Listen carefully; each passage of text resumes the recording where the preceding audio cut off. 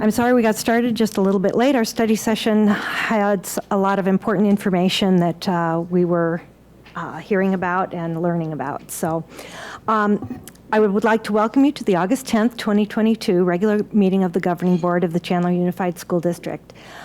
We appreciate you coming to hear the meeting and be part of this process.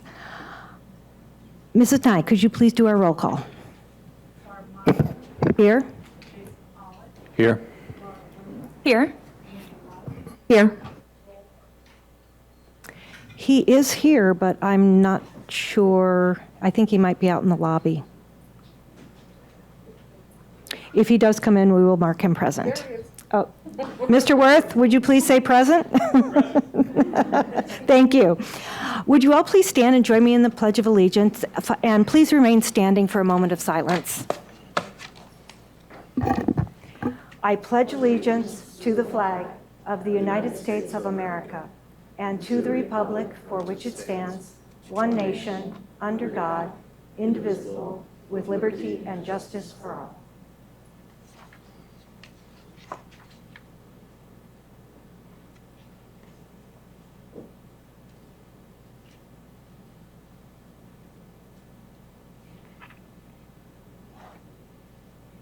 Please be seated.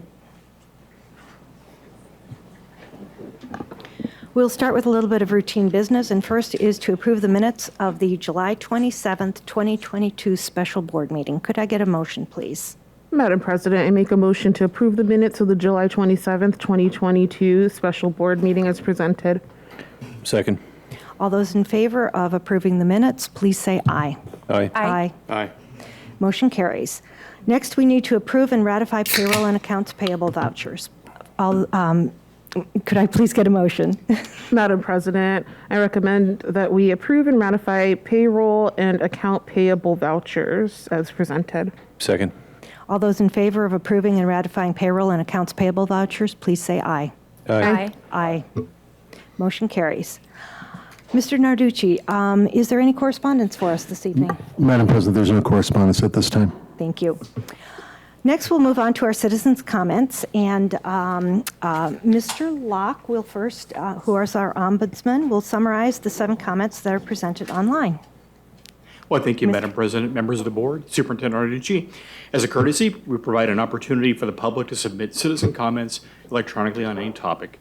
We heard from 6 people submitted comments electronically this time.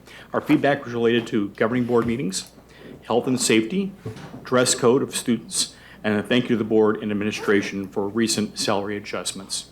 Submitting comments electronically provides our governing board members time to read and prepare prior to the meeting. This format also provides the board an opportunity to ask clarifying questions to the administration. You have the submissions verbatim for your consideration. They're also available on our website for public consumption. Thank you, Mr. Locke. And now it's our time for public comments. We have 16 comments this evening. I've noticed that most of them that we have are on topic of our study session and mental health. So we really do want to hear what you say. We will have 3 minutes for each speaker this evening. Mr. Locke, could you go ahead and start with that? Sure. During the public comments, members of the governing board may not discuss items that are not specifically identified on the agenda. Therefore, pursuant to state statute, action taken as a result of public comments is limited to directing staff to review the matter, responding to criticism, or scheduling the matter for further consideration and decision at a later date. The board president reserves the right to ensure that speakers present on topics that are within the board's jurisdiction.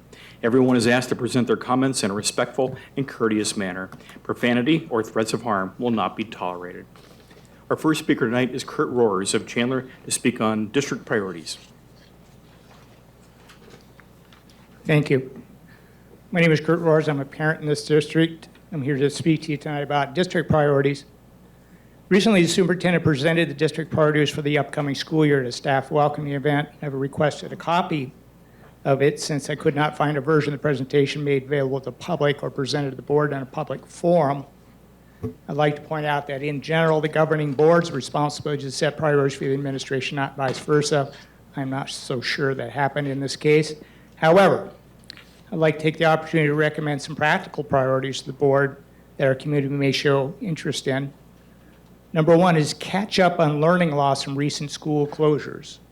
Some information indicates that our students are up to 2 years behind on their academic achievement. Second, ensure that math and reading proficiency is greater than 50% at every school. The district should direct intensive resources at schools that fall far below this standard. Third, student retention. The district must compete effectively to increase the headcount by better satisfying the demands of parents who will ultimately make the decisions on what schools their children will attend. Fourth, staff retention. Reduce the turnover rate for certified teaching staff and classified non-teaching staff. Determine the primary reasons that staff leave their positions and take appropriate corrective actions. You must also carefully consider staff working conditions. It's not always about money. Fifth, career and technical education. Refocus attention back on practical knowledge instead of social conditioning. The primary mission must be to develop functional adults capable of supporting themselves and contributing economically to the community. Hopefully, this more pragmatic approach may make the district more relevant and improve engagement with the community, especially the parents in the district. Thank you. Next is Diane Lundell. Madam President, I'd just like to make a correction there for Mr. Roars. Our priorities are our metrics, Mr. Roars, and I know we talked about that, but they're discussed at the end of the year from the board, and the priorities are brought in a planning session, and they assist with those priorities to us, the district, to be able to move forward with. And so I know there's just a statement there that you didn't know if it happened in the reverse way. We work with this board that they're knowledgeable, and they are able to work with us to see what are those main goals that we need to work with. And those are established over months and months of information, and them sharing with me what are some of the areas that we need to focus on. It may not be stated as an immediate priority for that year, but it's within our metrics. It's a priority that we just do all the time and move forward. So I thank you for the information you provided. I just wanted to clear up that piece, though. It's a real engagement with the board to figure out where we're moving with those priorities, especially on that slide you were talking about from the presentation I made at our back-to-school rallies.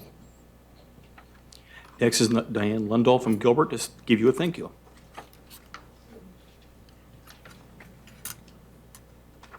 Hello, good evening to everyone here tonight, most especially our students who are here representing themselves in our district. I'm so proud to see you guys all here. Also, our school board members and executive administration. My name is Diane Lundell, and I'm here tonight as a current CEA vice president to speak on behalf of our active CEA members as well as faculty and staff who are not members, but definitely benefit from our advocacy and bargaining that you are open to having with us through Super Q. Although we still rank 44 out of 50 states for average teacher pay, we are super grateful for the progress that this governing board has made by voting to increase our pay with funding allocated from the state. Thank you so much, you guys, for that vote and for supporting us. Through this action, you validate our contribution to this district and to the CUSD community. In addition, this raise in additional stipends will help retain quality administrators, teachers, bus drivers, custodians, health aides, secretaries, paras, and numerous other support staff. The CEA is excited to continue working toward our future-ready schools. And our superintendent, Mr. Narducci, got us excited about this new vision. He even did a little dance for us, for those of you who are not present. You don't want to see that. In his words, our journey to excellence includes an empowered staff. And we thank you for agreeing to our new committees through Super Q as well, which will do just that. These committees include assessment, planning time, staffing ratios, and special education, plus your focus on mental health. This is how you retain teachers. This is how you retain students in our district. This will result in a stronger school district and students that are even better prepared to go out into our community and truly be future ready. Thank you again for your hard work and for your dedication to our students and our staff. Good night. Next is Sophia Borzon to talk from Chandler, talk about mental health. Hello, my name is Sophia Borzon, and I just started my sophomore year at Basha High School. I'm here speaking to you today because I want Could you more. move the microphone down just a Sorry. little bit? Okay. Then we can hear you better. Okay, sorry. I'm here speaking to you today because I want more mental health resources in Chandler schools. The first time I ever heard the word suicide, I was in the 4th grade. My parents told me that a 5th grade boy at Santan Elementary committed suicide. I want to repeat that the boy was in 5th grade, and most 5th graders are ages 10 or 11. I had to ask my parents what the word meant. I started struggling with my own mental health in the 6th grade, and I have continued to struggle with it for 4 years now. I've never felt that there were necessary resources for me. 4 days ago, I heard of a suicide of a girl at Perry High School, a school very close to mine. We've been back at school for hardly 4 weeks. Like, this is a crisis. Kids are dying, and they have been for years. Last time we were here, we told you what we wanted. Today, I'm going to tell you what we need. We need mental health first aid training for all students and staff by October 15th. We need a student action board that meets monthly to tell you our needs. And we need a student-led town hall run by us and promoted by you and the schools by September 15th. Your students are struggling. Your students' grades are slipping because they don't have the resources they need. Our whole lives are determined by how we perform in high school. Our futures depend on our performances on tests and our GPAs. How can we be successful when some of us struggle to stay alive? Your students are dying. Schools haven't been in session for a month, and we've already lost a student to suicide. We're middle and high school students. We should be doing normal teenage things. Standing in front of our school board, telling them what we need is not a normal teenage thing. Nothing is going to change unless you do something about it, and it's your job to take action. We're just students, and you have the power. Next is Rihanna Alexander to speak of Chandler, speak up mental health.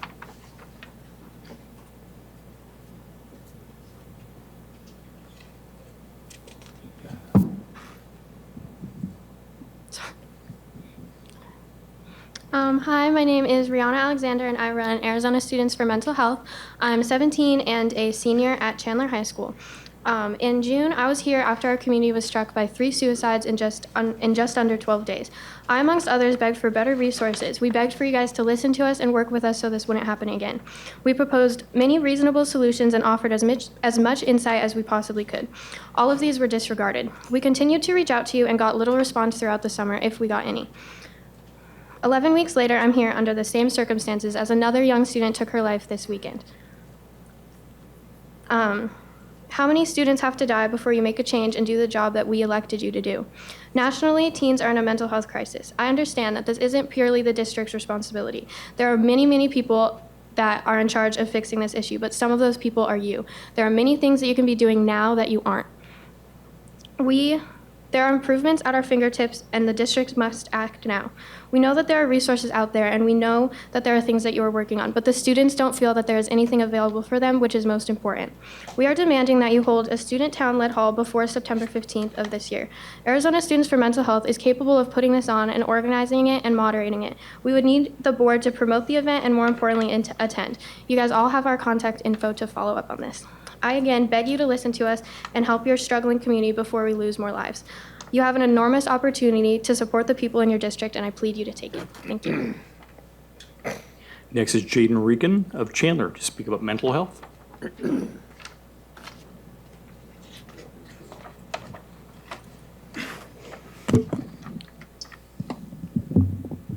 All right. My name is Jaden Ricken. I'm a current sophomore at Basha High School. And today I just really wanted to talk about, like, not mental health necessarily just in schools, but in general. It's been hard, at least for me lately, and I feel like I can speak for a lot of other students when I say that. It's not an easy thing to struggle with for anybody, regardless of age, but especially at a young age, it can hit different. For me, getting up here and talking about it shouldn't be a way for me to deal with it, but it is. There's not a lot of other aspects that I can go to or a lot of other different resources I can go to for help. I come up here and I talk to you guys and I talk with my fellow peers about what we want for us and the rest of the students. That shouldn't have to happen. I mean, we're all people at the end of the day. I look up and I see all of you guys and you're all, adults. You're very mature people.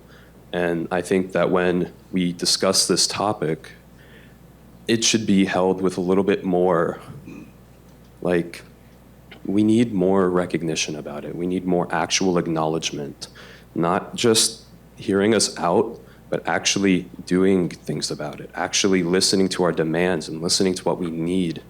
Things keep happening and they aren't getting better. Coming up here and talking is all we can do, but you guys have to actually implement what we say. Last time when we came up and spoke, many of my fellow students here came to talk about mental health. Articles, one in particular, were written about us. One of them discussed the use of how we looked while we spoke. In my opinion, that is extremely wrong. We came up here to speak about a genuine issue, and we were instead criticized for certain things that do not even closely relate to that. I mean, it's pretty disgusting to me to see how us coming up here to talk was treated as a way for us to be like looked at as just like we're kids. We shouldn't have to be looked at like that. And I believe that really ties into mental health.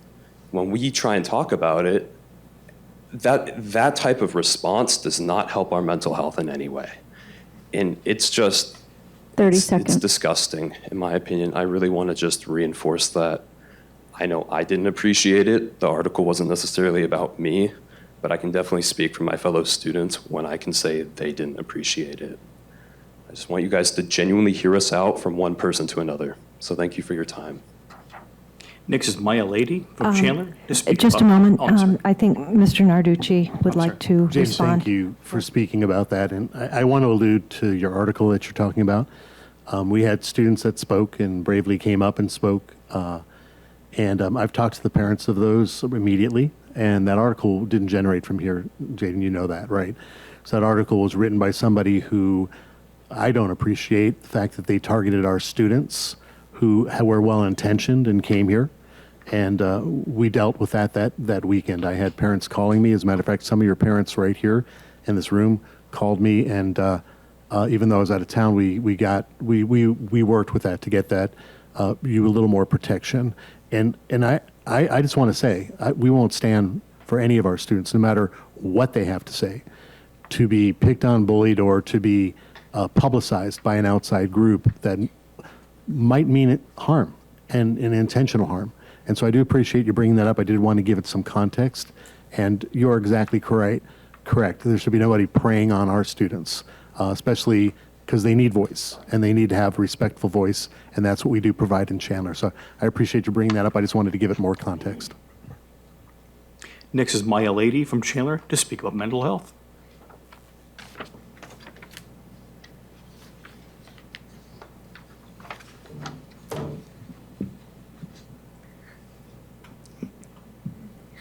Hi, my name is Maya Letty with Arizona Students for Mental Health. I am 13 years old and I go to Santan Junior High as an 8th grader. I am here today because recent suicides and kids falling into a state of depression has drastically affected me. I have seen my peers and even my own family deal with it, and it is extremely hard to watch and to not know what to do. Students have been victims of suicide for a while now, but the number has been increasing. As I'm sure you're aware, another life was lost this past week. This has become a pattern, and it doesn't feel like anything has been done about it. One way we can help is by giving mental health training to students and staff. As I mentioned before, it was very hard to not know how to help. Looking back, I needed to be trained to help. If we have this training, our students will perform better in school. Better grades, better attendance are guaranteed. Additionally, I'm 100% sure that nobody in this room wants these suicides to increase, so we need to put a stop to it now.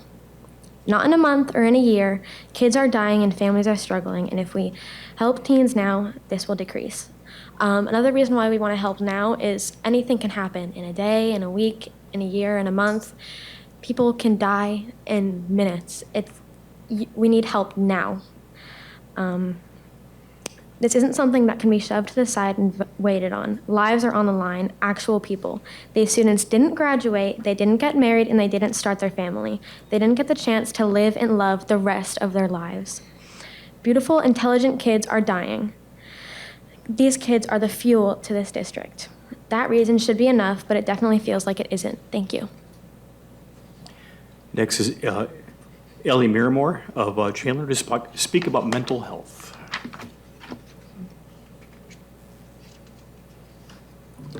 Hi, I'm El Maramer, and I run Arizona Students for Mental Health, Rihanna, who spoke before me. On June 8th, myself and others from our organization were here after we lost 3 lives in less than 2 weeks, asking for changes on how you address the topic of suicide and mental health in schools. We've been working all summer on this issue, and we've gotten little support from the board. We understand putting the money from the ESSER fund to use is a complicated process, but your current work ethic is proving itself to be inept. The district sees mental health and suicide as a family issue. We understand it's not fully the district's responsibility, but half of the student's life is at school. It's necessary to know your school cares and has the ability to help you when you spend 70% of your week there. In a recent interview, we were informed that the board doesn't want to put out resources or spread awareness about suicide and the ideations because they think it'll give students an idea. There are many other myths that people of our community are believing and serve as a barrier between students, parents, and understanding suicide. Some of these include most kids who talk about suicide are being dramatic, kids whose attempt fail either don't want to die or are at no real danger to themselves, and if someone wants to die enough, they'll find a way. These are not true in any way, and believing these myths is what has and will continue to cost us lives. I hope you take action soon. Please don't let the community believing these myths be a reason that we lose another life. Next is Ben Leipert from Chandler to speak about mental health.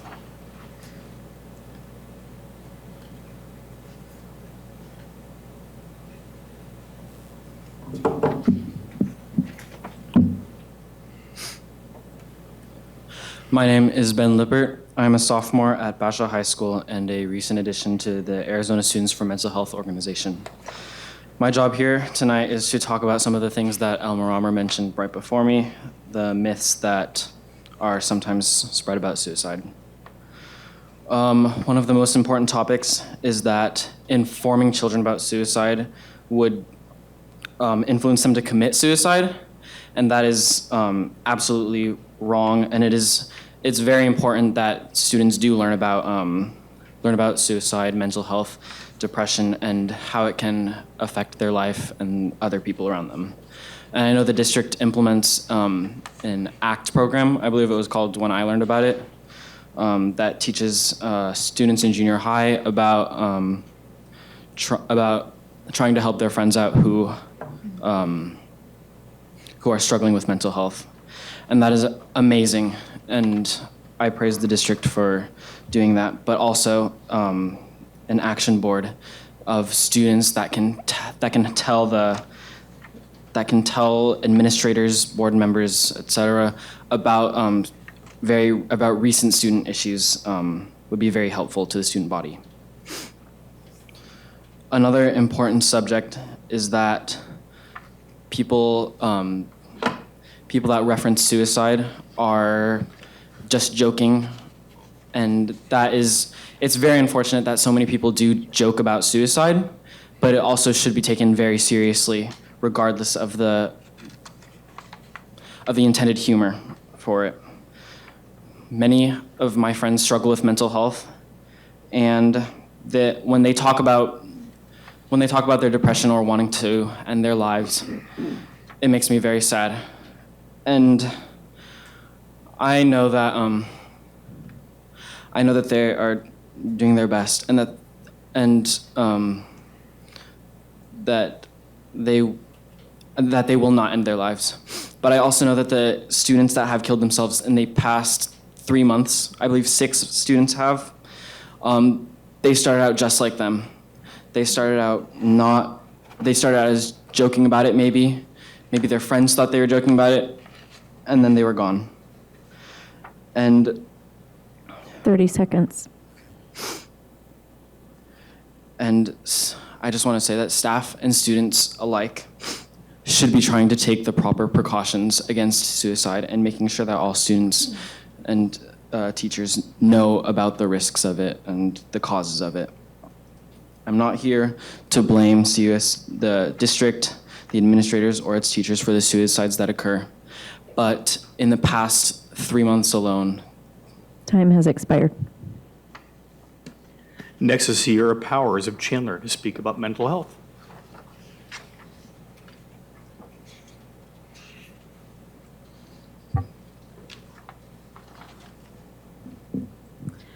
Hello, my name is Sierra Powers, and I'm currently 15 years old. I go to Basha High School, and I'm a sophomore. I decided to speak today to encourage more options for students dealing with grief, not only in regards to family members, but also friends. Last year, on August 23rd, my uncle Gene Heppard passed away at the age of 49. This loss was very difficult for me and my family, and it greatly affected my ability to focus on schoolwork, as I lacked motivation to do anything. Although the school had many great resources in regards to counseling, I felt very pressured to keep up with my schoolwork. One instance that stands out to me as I think back to interactions with my teachers was when about 3 days after he passed, I missed an assignment in one of my classes. When my teacher asked me about it, I reiterated what had happened, and they told me I needed to, quote, prioritize my education. After that happened to me, I started looking to others around me who had close relatives or friends pass and asked if similar situations happened to them. The result was a resounding yes, and more students are struggling with this as we get older along with those we hold dear. If there continues to be academic pressure after someone experiences grief, the stress can quickly build up to dire situations. Mental health crises do not only show up in panic attacks or large amounts of anxiety, but also in a lack of motivation and sudden bursts of grief. Having teachers trained in what to do in response to grieving students or universal policies for work being excused for bereavement would help students stay invested in school without being overwhelmed and giving up on school, with either not showing up or simply not participating in the classes they do show up to. Although I managed to get recommitted to school, my grades dropped heavily while I was grieving, and I spent the remainder of first semester simply trying to catch up. This meant spending all of my free time working instead of being able to focus on my recovery and my family's recovery paths. One of the reasons I had such a heavy workload was because of the amount of honors classes I was taking.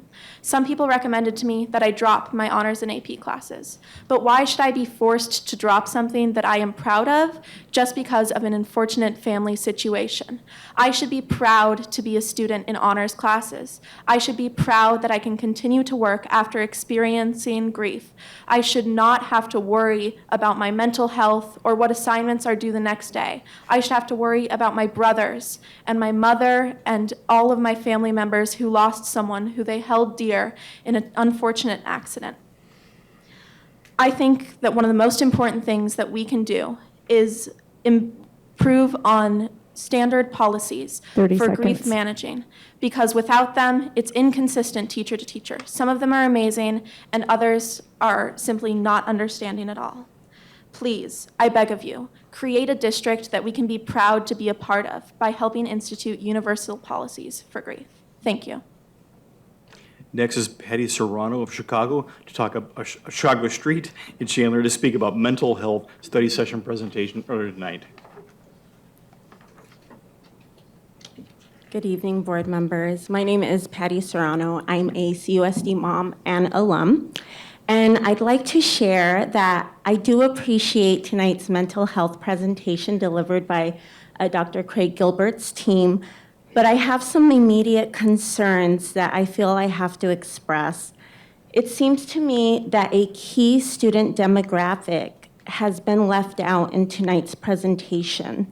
We know that we've had students speak on their concerns and needs related to being from the LGBTQ student community here. And we know the data, we know the evidence. LGBTQ students are significantly, disproportionately more likely to be both depressed and at risk for SSI when compared to their counterparts. Hence, we already know that the critical importance of suicide prevention within our LGBTQ specific youth. I didn't hear about them tonight. I don't know that we need a roundtable in regards to this specific known need. We should be able to include training, resources, and specific services specific to this student community now. EBPs do exist in this regard, as we know it's such a key identified need nationwide. I hope we can very soon see training, resources, and services specific to addressing our LGBTQ students' needs before next steps. And I'm sure Mrs. Vargas and Davis are familiar with such resources. I happen to have recently attended training provided by GLSEN, Creating Safer Spaces training, that I believe would be a great resource to start with staff. I hope the team can seriously consider adding these specific resources to those that now exist. As a parent, it is very refreshing to see some progress made, and I'm hopeful that we can all continue working together, centering our students and their guidance to meet needs, as they've said, save lives, and so that we can see our kids thrive in a meaningful way that they deserve. Thank you. Next is Kalani Higgins of Chandler to talk about mental health.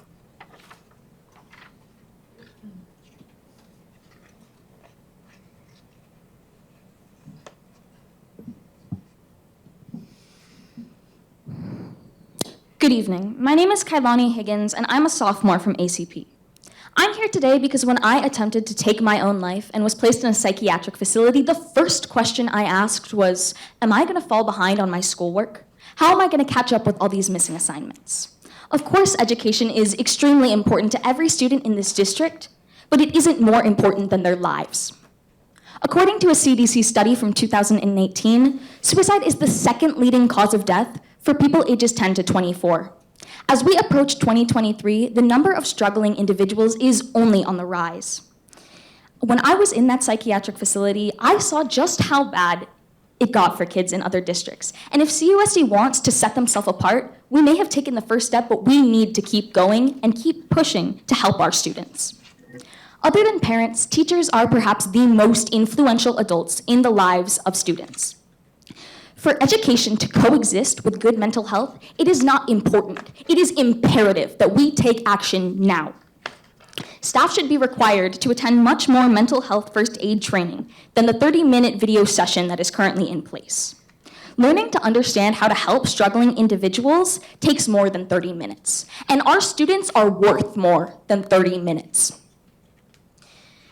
Additionally, we need to be represented in a student-led town hall so that our needs can be heard, not assumed.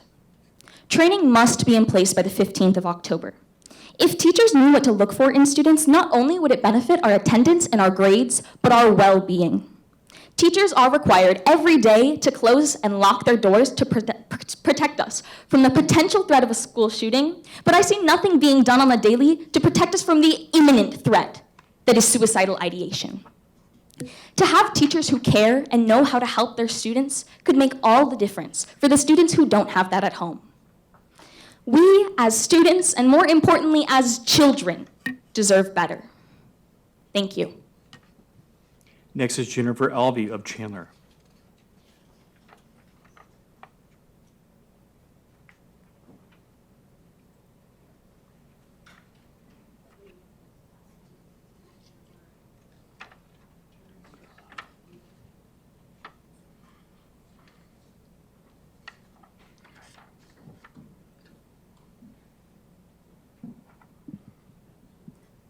Appreciate that help. My name is Jennifer Alvey, and I'm the mother of 2 graduated CUSD students and 3 current ones. As you know, I've been involved in the school district for close to 20 years now. Tonight, I have delivered a FOIA request to Mr. Locke on several different topics, and also I'm providing this sheet here to our CUSD leadership. We've all just gotten through our back-to-school phase here in CUSD, and our wonderful teachers have given us families their classroom expectation sheet so that we can be in the loop on what our children are expected to do to succeed in the classroom, which we parents always appreciate knowing from them. Likewise, we parents see the wisdom in reciprocating with our own page of expectations for our children's school district. The document that I'm sharing here with CUSD leadership tonight admittedly does not represent every parent's perspective here in CUSD. However, it is the perspective of many of the CUSD parents that I interact with both in person and also on our nearly 2,000-person Facebook group. After reviewing these parent expectations, if CUSD finds that it cannot meet one or more of them, then I would appreciate if CUSD leadership would contact me via email within 2 weeks to clarify which expectations can't be reached by CUSD and why. Just as we parents are expected to proactively notify our children's teachers and the district if our child can't reach expectations for whatever reason. Should CUSD leadership not communicate further with me on this issue, then I and my fellow parents will assume that these standards are agreeable to CUSD and will also see a breach of trust happen should they be broken. There is so much that CUSD does very well and tremendous things that this district brings to our community. We parents recognize that many of you and your families are making sacrifices to serve us here in our area, which is greatly appreciated. We parents never asked for nor wanted our children's schools to be turned into ideological battlefields. I miss the days when I was down here making a public comment with Ms. Marsden about boundary changes. It should be noted that all the adults involved in advocating here in our school district, 30 seconds. every one of them has chosen that path and is protecting or promoting something of themselves, whether career, salary benefits, community aspirations, desired political outcomes, any other number of personal reasons, except we parents. We're the only ones engaging without the benefit of attorneys, PR, support staff, unions, or other trade groups. What we do comes without any compensation and in fact comes at great personal cost. Time has expired. Next is Kathy Zinkman to speak about compensation.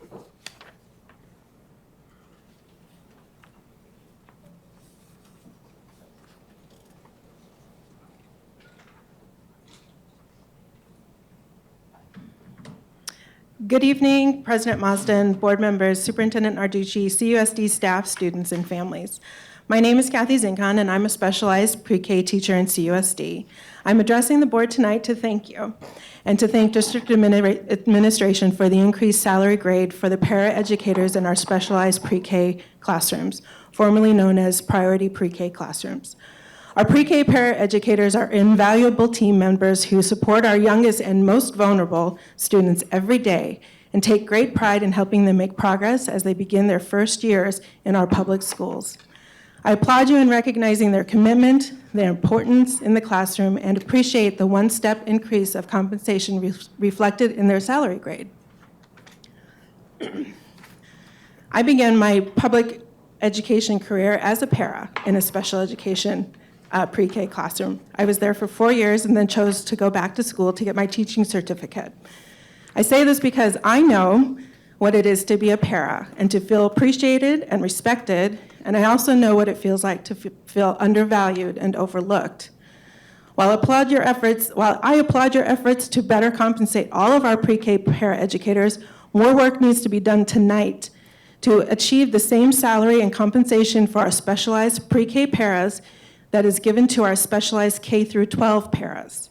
The paras that are hired for our specialized pre-K classrooms are being paid $1.10 less than paras that are hired for our specialized K through 12 classrooms. This is a slap in the face to all of our paras who work in our specialized pre-K classrooms. To emphasize my point, last year between the 2 specialized pre-K classrooms on my campus, my colleague and I recommended that 3/4 of our students moving on to kindergarten be placed in specialized kindergarten classrooms. These specialized pre-K and kindergarten paras are working with the same children. The only difference is that we say a pre-K goodbye to our students in May, and 7 weeks later, they say a kindergarten hello to these same students in July. These paras are working with the same student population, but their compensation is grossly different.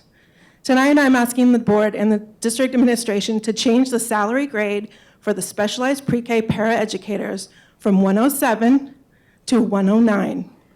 This would match what the specialized K through 12 para-educator salary grade is.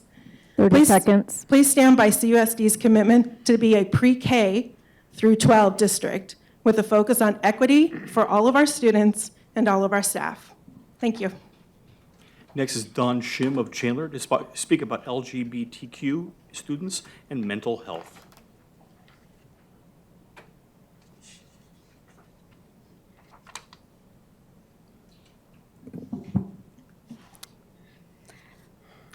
Hello, my name is Dawn Shim. I am from Hamilton, and I am a rising junior. And I am from Support Equality Arizona Schools, which is a student equity group focused on promoting LGBTQ and minority rights. The first time I was here at the school board was the 27th of April. It's almost been half a year. And I've been coming in pretty much every three weeks to speak to you about the same issues. And I read to you every time the same statistics.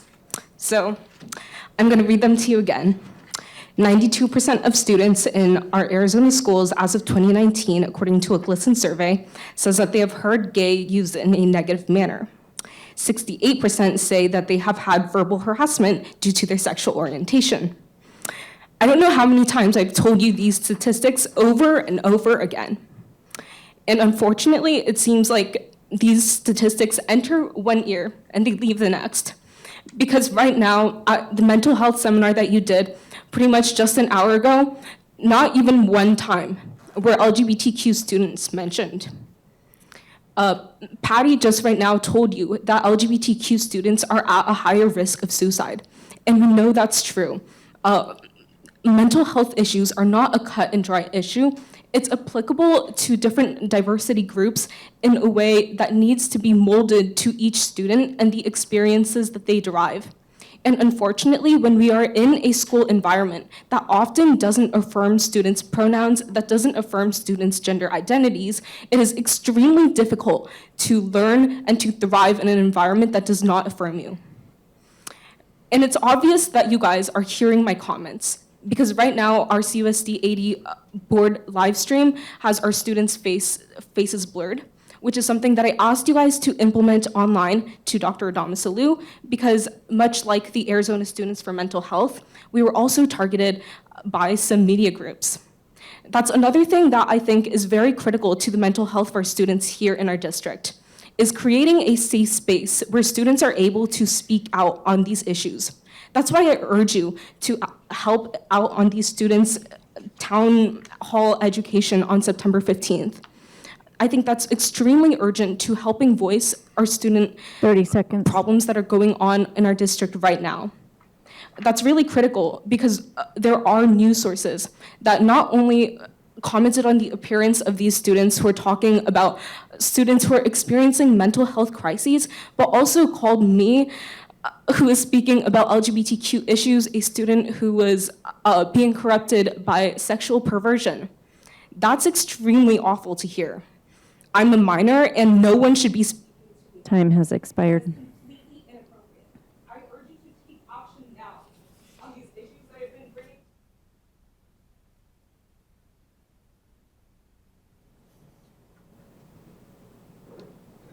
Next is Paula McCall from Chandler to speak about suicide prevention. My name is Paula McCall. I'm a licensed psychologist and certified school psychologist, not for the city of Chandler. I have 2 kids in Chandler and a practice and a home, and I live and breathe Chandler. I recognize I was here for the study session on mental health, and I want to applaud all the efforts that have been done. There's been a lot that's done and a lot of progress in the last few years. We still have far to go, and you can't do it all. One of the things that keeps coming up is this idea of community collaboration. I need to tell you from a personal experience that has been very difficult from local nonprofits and organizations in Chandler. The school district tends to target larger organizations to collaborate with, which is understandable because of their resources. But when other local places are coming, myself included, we receive a lot of resistance, a lot of circling from one person to another, and a lot of we'll get back to you but never hearing anything else. So I'm encouraging you to connect with some of the nonprofits that are local in Chandler. I have one myself, and we're not looking for money. We're not looking for grants. We're looking to help save lives and prevent suicide and to have these conversations with children and to help you fill in those gaps. There are community vigils, there are gatherings that are happening, there are efforts that are done to bring supports to those vigils that the district doesn't even know about because they've told us that they don't want to be a part of it. So we need to start collaborating and having conversations so that we can unite in some of our approaches. There's another key piece that has been missing in the conversations about mental health, and that is direct parent education and providing opportunities for parent education on specific topics specifically related to suicide. The district has not done that in response to any of our suicides or in a proactive level. However, those conversations are being held by nonprofits at a community level. And when we asked the district to help align with us and promote those, we were told no. So we need to work on some of these supports. Parents need education, and we need to work together to also work together on these other pieces with the nonprofits that are in the community, in the Chandler community. They're small, we're small but mighty, and we are here to collaborate, and we've hit a lot of walls over the years. So I just implore you to really break down those walls and start having conversations with us, the ones that live and breathe in the Chandler community. Thank you. Our last speaker tonight is Christina Sabetta from Gilbert to speak about mental health. All right, good evening, Madam Chair and members of the board. I just want to pause real quick and applaud the students. I feel like you all deserve a huge round of applause. I'm so inspired by your stories and by your leadership. I couldn't be more hopeful to work alongside of you and work from behind you as you lead us through. So thank you for what you do. And Mr. Marducci, I just want to share, thank you for commenting on Jaden's earlier comments. I appreciate that. These are some hard topics that these kids are talking about, and to have them be recognized and acknowledged, I think is very important. As you know, as we've heard tonight, children in Arizona and across the country are in a mental health crisis. The Annie Casey Foundation ranks Arizona 44th in the country in child well-being. Mental Health America ranks Arizona 49th in the country for youth mental health, with a high level of prevalence of mental illness and low access to care. As we all know, the recent suicides, we had 3 suicides in 10 days, 1 over the weekend. That comes to about 69 in 5 years in the East Valley region. Prevention and early intervention are key. Changes are happening with CUSD. That's really exciting to see. I'm very hopeful. I hope a lot of the things we heard today will happen. Your support team is small and mighty, and that's what I want to say to you now. They can't do this all by themselves. The Annie Casey Foundation recommends a 250-to-1 ratio. With 92 guidance counselors, you have a 456-to-1 ratio. With 21 social workers, you have a 2,000 kids per 1 social worker. Again, your team is small and mighty, but they cannot do this alone. You can be part of the solutions. One of the things that I really encourage you to do is speak with these students. I know in speaking with them over the last few months, some have spoken to them, some administration has spoken to them. As a school board member who's voted in here, let's hear from them. I know I wrote a letter to the school board as well as the City of Chandler. Ms. Bruner and Ms. Love both responded. We're willing to meet. Mr. Narducci met with us in the community. I so appreciate that. That says you're listening and you care about this community, and that's important. We heard a little bit earlier, we need a massive messaging campaign to these parents. People need to know the signs of suicide, what to look out for. The other thing what I didn't hear in the plan from the school earlier is peer training for peers. Peers need to know what they should be looking for. Teachers need to recognize that if a student's gone for 4 days, they might want to check in and ask, how are you? Right? These students are not going to school social workers. We've heard from some, they don't know that they have school social workers, and if they do, they're not going to go to them. They need someone to come up to them and address these issues. So my hope is that as a stepmom of 2 USD graduates, another one who's a senior right now, and 2 little ones who I recently enrolled in Gilbert School District, when we talk about marketing, now's the time to market and let folks know that you're willing to take care of your kid. Time has expired.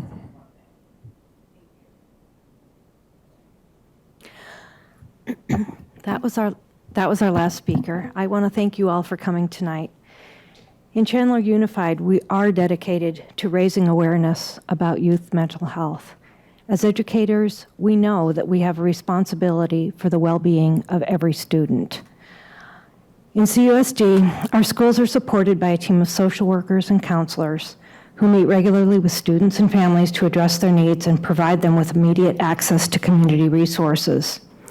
We use certified experts and evidence-based practices to train and teach staff and students on this very important issue. But as was discussed in our study session, our effort does not stop there. In closing, we appreciate the community's support and value their input as we work to ensure that the decisions and actions we take remain in the best interest of our students.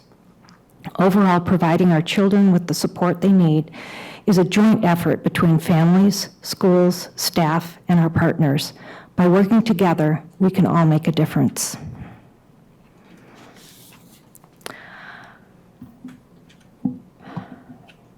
We now will move on to our consent agenda, and that will be presented by Mr. Narducci.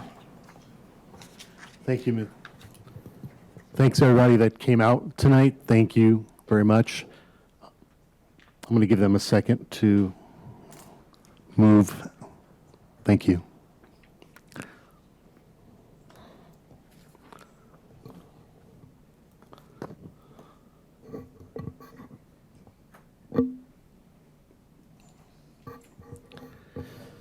The first item on the consent agenda is out-of-state field trip pre-planning forms for ACP, which is Arizona College Prep High School, Basha Junior High School, Castile High School, and Perry High School are provided following governing board approval.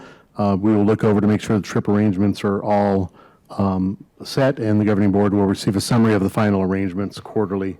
Monetary gifts, we request the approval of the monetary gifts generously donated to Chandler schools, totaling $153,291.48.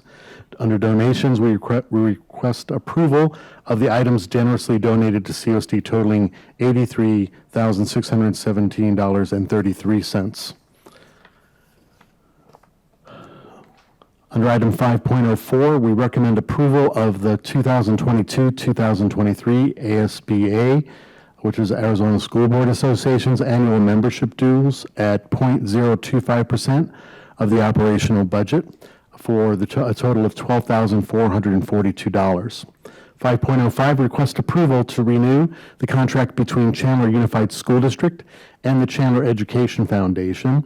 This agreement was first approved in the 2018-2019 school year with an initial term of 5 years.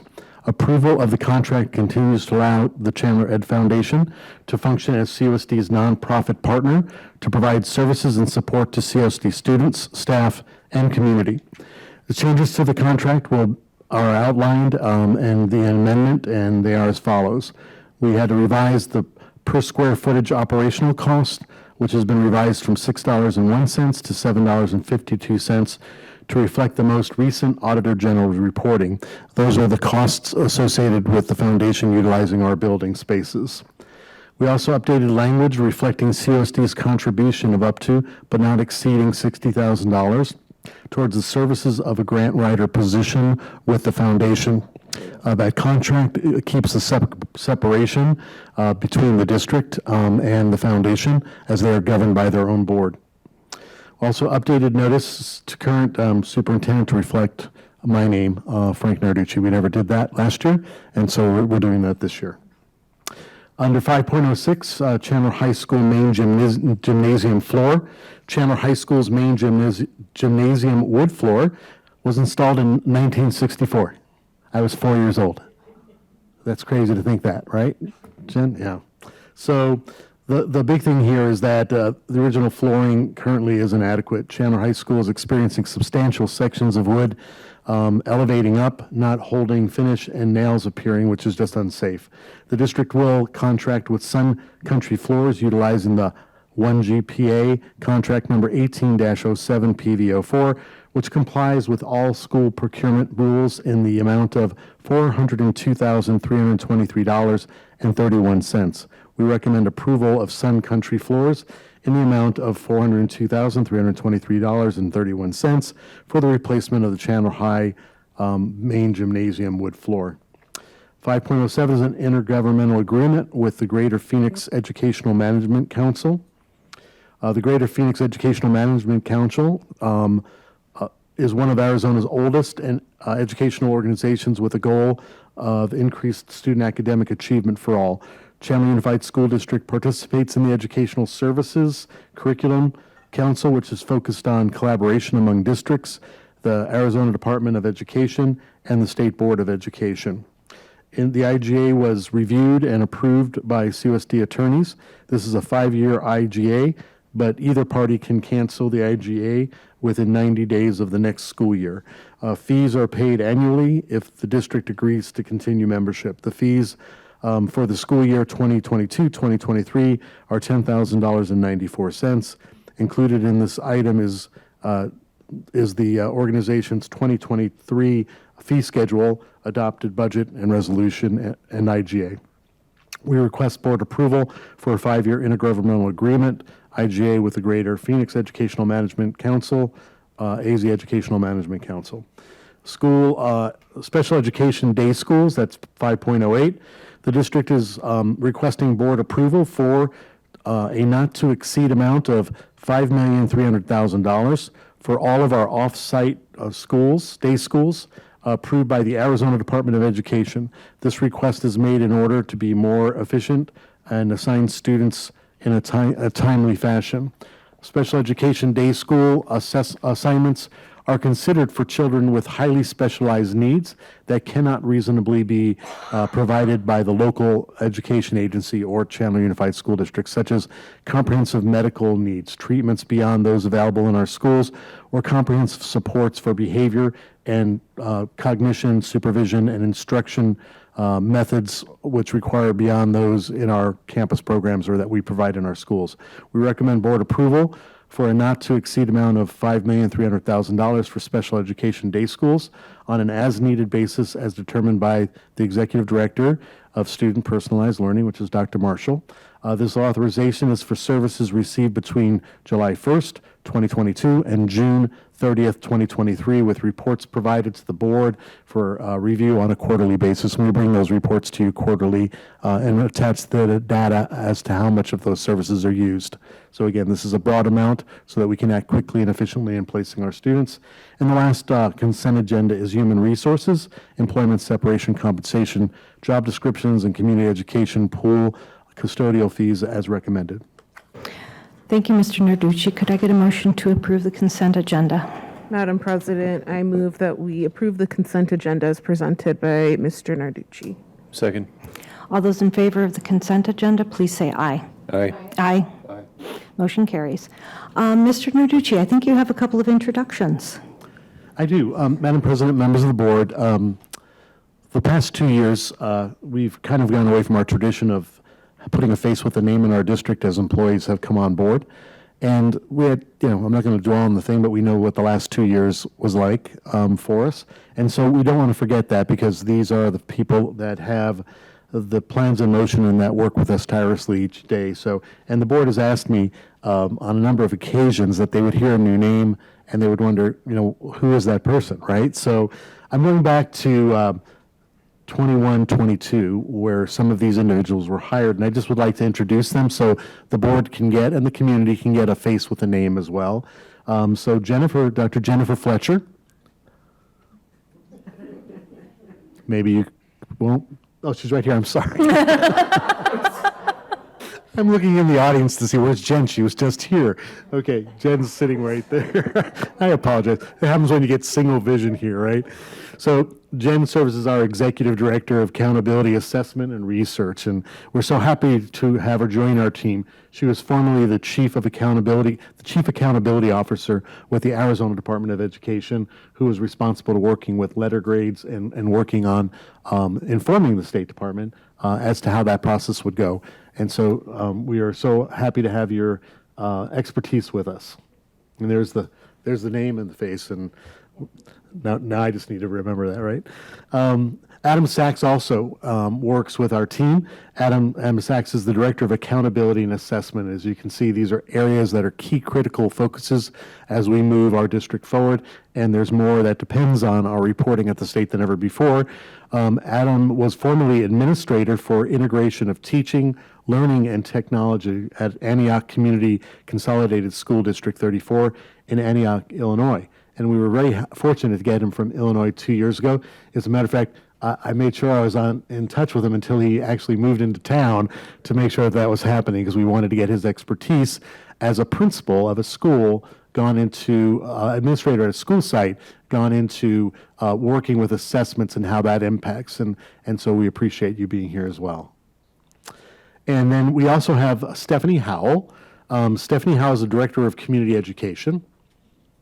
There's Stephanie, 24/7, always working, right?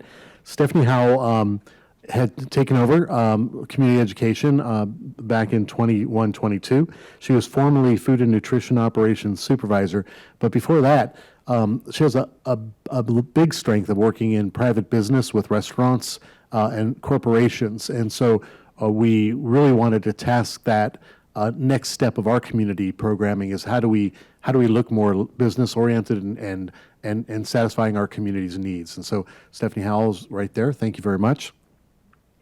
Lindsay Duran. Now Lindsay is not an unfamiliar face. So Lindsay Duran is our Director of Career and Technology Education. This was a promotion for Lindsay. She's been in our district. She was an assistant director, and before that, just a darn good teacher and knows all the practices of CTE. Our CTE programs and JTED programs are growing. Our partnerships with communities are growing, and as you can see out there, the opportunities to provide our students pathways to the future really rely a lot with our CTEs. And so she was formerly our assistant director of CTE programming, and then we actually are tapping on her services to help move us forward in that area, as we have so many students that have a need to get connected to our CTE programming. And unfortunately, for our demographics, some of our students in our 224, 225 don't have the same connectivity because they can't travel as much. Poverty doesn't travel. And so Lindsay's already been working on ways that we can enhance our programming in close proximity so that our students have access, and has actually been working with the city as well with that. So appreciate that. And that's our face there. And then this is a gentleman you may know, but that's David Thiel, and David is with us. He's been with us for a while. When our Director of Transportation position opened, we re-solidified the effort of putting expertise in that area. Dave is formerly Transportation Manager in CUSD and comes from a background of transportation. And so he has done a wonderful job coming in the last year and into this year and making sure that our routes are running. If any of you want to be bus driver certified, just let us know, because David will take your application right there and Wendy Nance will stamp it, and we can get you started after we get you trained. So we appreciate David. Again, some of these positions are 24/7. Our community, I know our board realizes, but our community doesn't realize it, that we have kids going all over the place, and we serve kids all over, all times, weekends, afternoons. And that means that sometimes our weekends aren't ours because we have kids in different places. And these two, Stephanie and David, are in those kind of positions that I call 24/7, and it's all year. It doesn't stop in summer. And it's important to understand that our services are provided all year. So again, these are some of our names that were hired in the 21-22 school year. So in the 22-23 school year, we've welcomed a few people, and we want to put names and faces with them. We have Stephanie Ingersoll, and Stephanie's in the back there waving her hand. And Stephanie is our Executive Director on Marketing and Communications. As we headed into a key strategy and a priority of communications and marketing being a key priority for our district, we had to go out and look at how we can augment the team that we have. And our team was doing great, and Stephanie's added another layer to it. So she was formerly the Assistant Director of Communications and Strategic Partnerships with Kyrene School District, as well as also with Queen Creek. And so she was also past president of Communications Association in the state of Arizona. And so we welcome your expertise as well. I think our community is already seeing some of those impacts. Thank you, Stephanie. Kyle Walker. There's Kyle. Kyle Walker is our Director of Construction. Tom Dunn, as you know, moved up into a position that was vacated.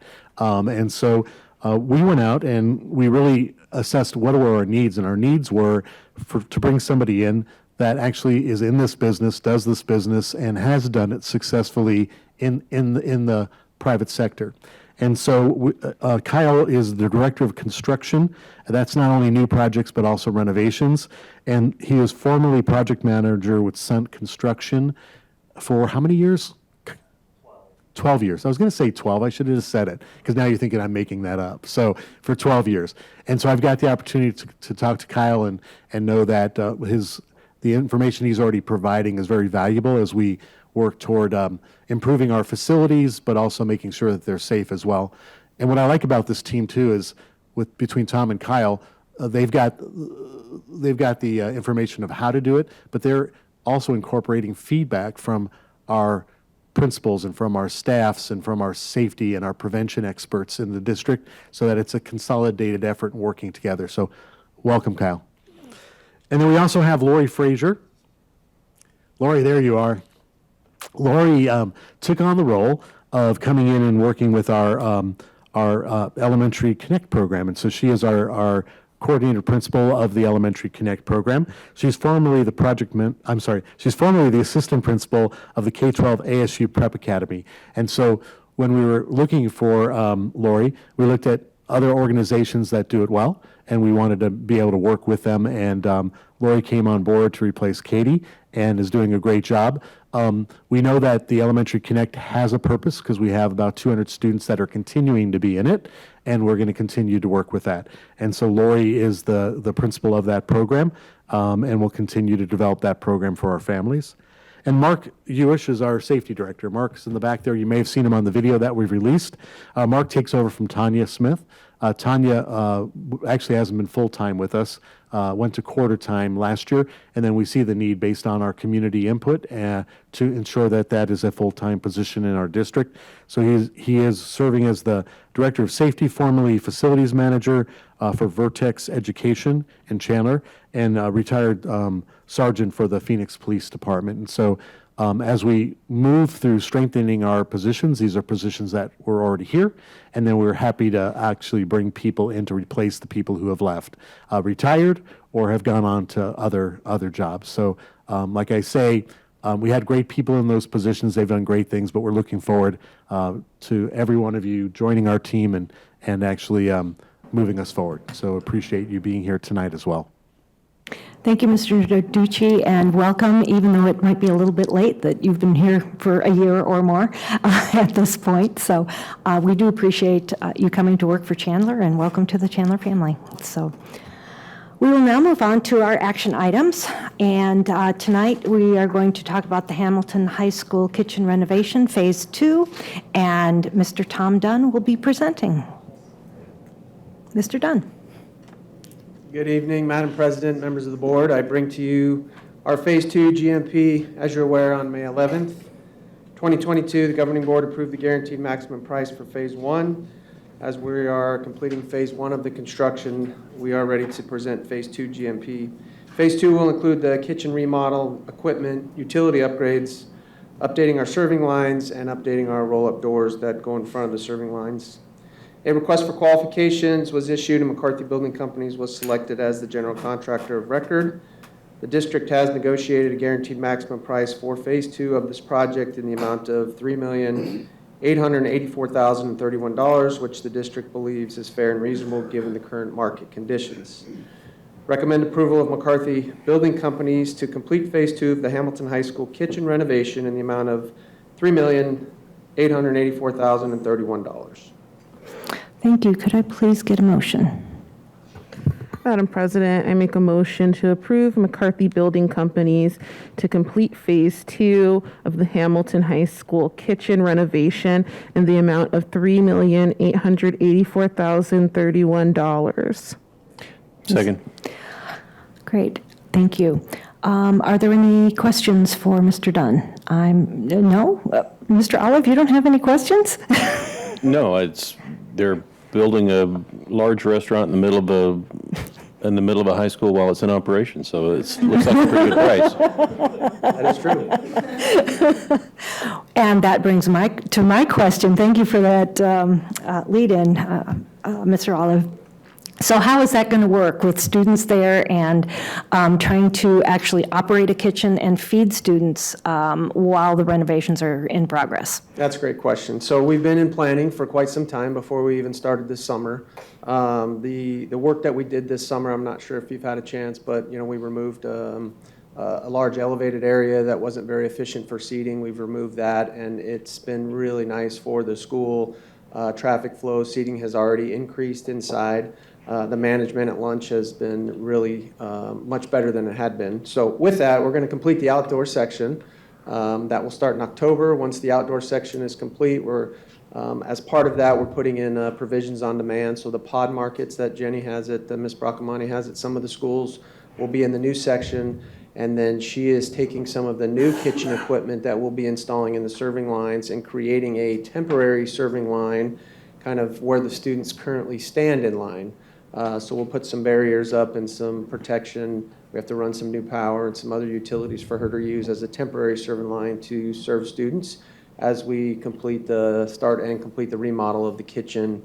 Then the last thing we'll do next summer will be to install the serving line that we're using as the temporary serving line. Okay. And do you believe that that project will be complete by the beginning of school for the 23, Correct. 24 school year? Okay. At this point, I believe that to be Yeah, true. I know it's hard to predict. We Yes, just don't know yes, what that the is- supply chain that is issues and everything That's else. correct. And But securing it now, GMP2 will allow us, even though this work might not start till February, it allows us to procure a lot of that equipment now. Okay. And I assume a lot of them have pretty significant lead times? Correct. Okay. Are there any other questions?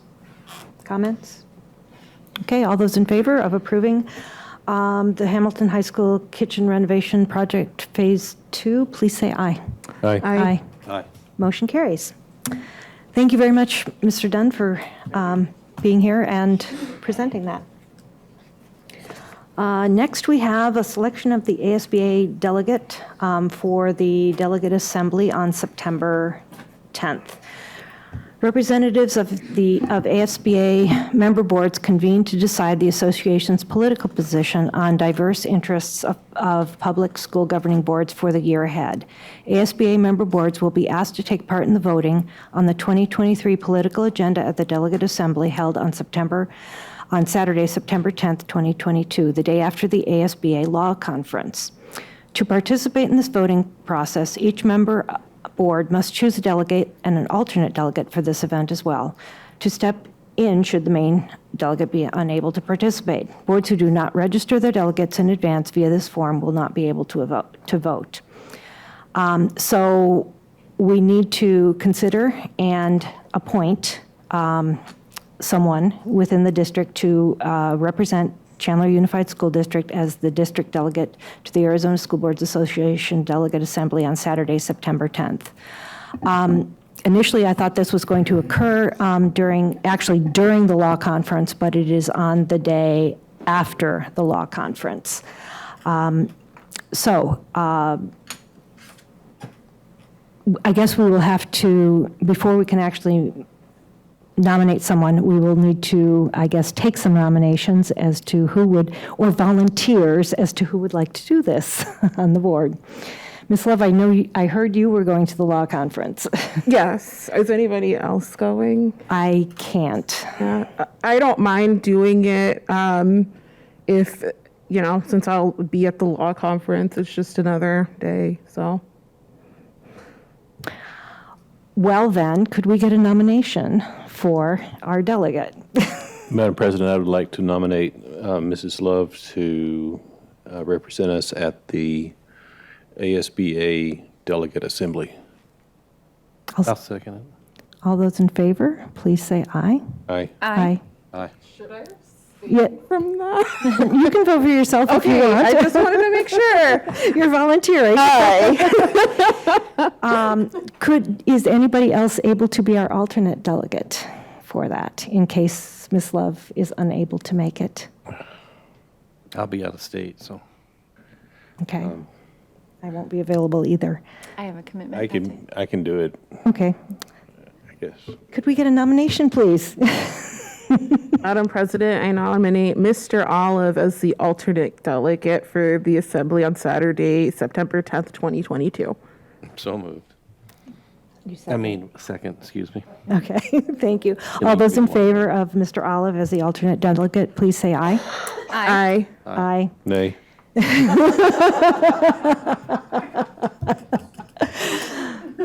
It's kind of like everybody, those volunteers step forward and everybody else steps backwards, right? So, we will, at the next meeting, we will be looking at the political agenda, so be aware of that for, with the next round for our next board meeting. So, if you have any, I guess the political agenda will basically be what they're presenting and whether we vote on yes or no on it or not. And we will be giving Lindsay then the direction as to how to vote for our board. Next, we have our information items, our student activity report. Dr. Nance. Madam President, members of the board, on behalf of Mrs. Berry, the student activity report for the month of July 2022 is provided for your review. Thank you. Are there any comments or questions from the board? Doesn't seem like there was a whole lot going on student activity accounts, so thank you. Next, we have our board agenda roadmap, and we are looking at our next meeting that will be on August 24th. And I believe Dr. Nance will be presenting some information on the portrait of a learner.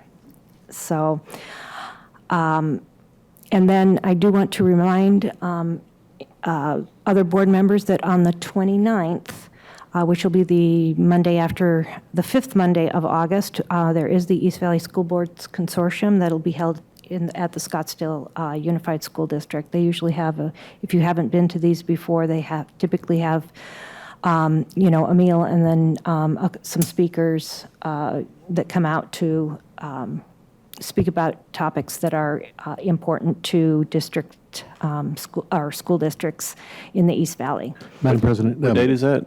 It's the 29th of August. 29th of end of the month. If many of the board members have joined me in that in the last year, so appreciate it. So if there's any board members that are joining, would you let Donna know? That way we can enter together and also know that we're going to be hosting this group in January. Okay, So. great. I thought, it seems like it was probably about our time for taking a turn to host. I believe Jason and Laura were at the meeting with me when they were asking for host sites. Scottsdale was going to host the first one. We tried to say, well, let us do it. No, they got it. But now that's going to be, I believe, in Mesa. I think Mesa picked that one up. But we stayed with January, and we identified that as being, and so I'll talk to the board about what entails that when we have to set up the agenda. Great. And when we do have it, it is always the 5th Monday of the month. So you may want to put those on your calendar if you're interested in going to them. So next we have Mr. Narducci's superintendent comments. Mr. Narducci. Thank you, Madam President, members of the board, and our community members. Just a few things. First, we've added a PowerPoint to make the presentation more visual, not just for our governing board, but for the public. We're rolling that out tonight, so you can see we might have some difficulties, but I think it's going to work well, right? Okay. We're 16 days into the school year, but off to a great start with 44,000 students enrolled in our schools. We have had a wonderful publicity for many of our programs. Every local television news station covered our opening of school and also featured some of our unique programs such as the Elite Performance Academy and Mandarin Immersion Program. And I actually send those to the board so that you can see those, because I don't expect you to go to every single channel chasing those, and Stephanie Ingersoll gets those together with Terry Locke. Just to name two, so while some districts are just getting started, some of our families and staff are already preparing for fall break plans, including our own community education department, which will provide convenient and engaging programming for parents and students without leaving town. So I know school just started, and parents are going, what do you mean the first break? But we want to make sure that they understand that we have programs that we already have started planning before summer and in the summer, and Stephanie Howell and her team have those on our websites that they can actually choose from. During August, our educational supporters at the Chandler Education Foundation, they're conducting their annual Cash for Classrooms, as you can see on the screen, campaign. This raises money for enrichment projects in the classrooms.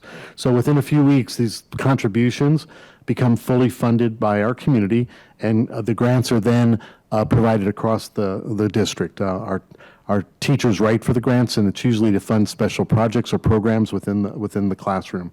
Money donated to Class for Classroom is returned to the schools and classrooms through their teacher enrichment grant process in September. Thanks to a strong collaboration we have with a local business, State 48, who the owner did go through Chandler Unified Schools and graduate from Chandler High School, but State 48 provides a custom designed CEF t-shirt for all donations over $100 or more. And anybody in the audience can do that as well. I know we have a lot of staff members there, but if you get a $100 donation to the foundation to go right back into our classrooms, we'll get you a State 48 t-shirt. I want to congratulate Diane Perez, you can see her on the screen, of Rice Elementary School. Diane was honored through KTAR News 92.3 FM, Pay Tribute to a Teacher, through the Gatos and Chad Show. This recognition program just occurred just recently, and it's been a nice surprise and a start to the school year with one of our teachers already being recognized. We talked about our amazing science and engineering students and their success with their dominance in the Arizona Science and Engineering Fair competition every year.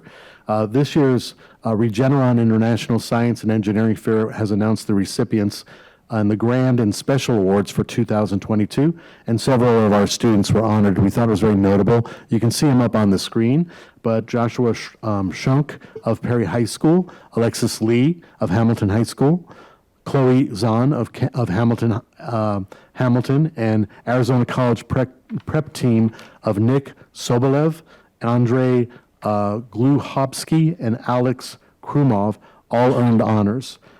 All are to be commended for their efforts and contributions to the advanced science and technology for their betterment on behalf of the work that will be provided. These students performed above their peers at the national level. And to have that many in a district is just amazing. And so we will be sending a note of congratulations from the board and myself, but also I look forward to going out to those schools and meeting those students who actually represented Chandler at that level. The FCCLA, or Family, Career, and Community Leaders of America, held the national conference this summer. 6 of our students placed in the top 10 in the nation for their competitive events. You can see them up on the board right now. Hamilton High School's chapter was the Lead for Change National Grand Prize winner and received a $10,000 grant. Basha High School's Jared Alexander, Emily Metheny, and captured first place in their category. And Lisandra Guzman and Adamaris Lopez of Chandler High School earned second place. William Lucas of Perry High School took 5th place, and Sarah Alexander of Castile took 6th place in her competition.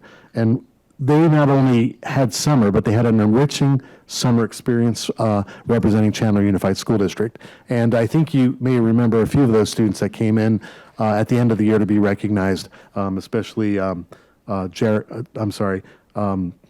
William Lucas, who came back and was awarded here as well for his competition at the end of the year in state. Yes? I missed it. What's FCCLA? Thank you for asking that, Mr. Worth. FC is Family, Career, and Community Leaders of America. Okay. Congratulations are also in order to Auxerre Elementary School. The school has been recertified as a Lighthouse School for the 22-23 school year. This is the highest level of achievement recognized through the Leader in Me program. Auxerre is one of only 9 schools in Arizona and is the first in Chandler Unified School District to achieve Lighthouse designation. So it's not only hard to get that designation, but you have to retain it each year, and the students have to be committed to their leadership potential. The school and student outcomes were implemented over that time, and we want to congratulate Principal Jamie Williams and the entire Auxerre community for that award. If you go to our school's celebrations of Leader in Me, that particular one focuses on Lighthouse and particularly focuses on our community commitment with our students in leadership potential.